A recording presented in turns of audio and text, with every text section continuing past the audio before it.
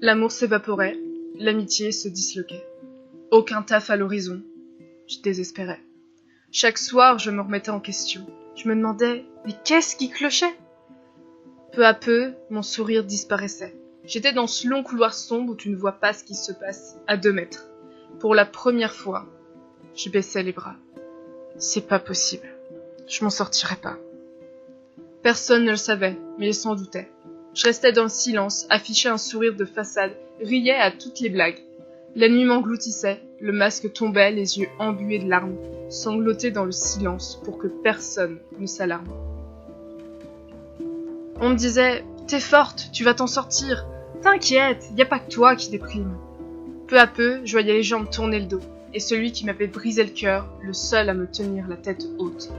Je disais que j'avais des dizaines de projets, des rêves à réaliser, que je n'avais pas de temps à perdre avec des futilités. En réalité, il n'y avait que ça qui me donnait encore la force d'avancer.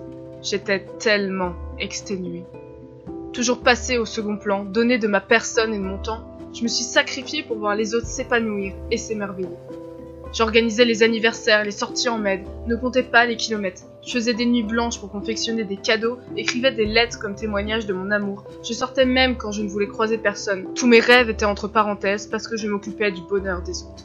Crois-tu que quelqu'un m'aurait dit de me recentrer sur moi-même, de ralentir, d'arrêter de me brûler pour donner la lumière aux autres ? On peut me traiter d'hypocrite ou d'égoïste. J'aurais donné ma vie pour certains, mais eux, quand j'étais dans le besoin, ne m'ont même pas tendu la main.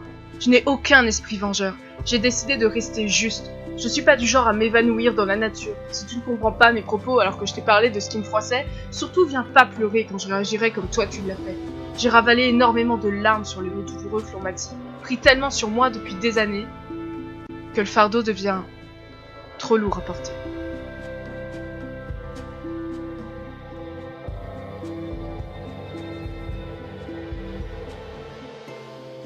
Je vais bien serait sans doute un mensonge. Je vais mieux et plus approprié. J'apprends à vivre, pour moi. Aujourd'hui, il n'est plus question d'avoir ce poids sur mes épaules. Je l'ai brûlé en écrivant ceci. Je me dois d'avancer. Alors oui, je suis une battante, parce que je ne veux pas juste être une survivante. Mon but, c'est d'être une bonne vivante.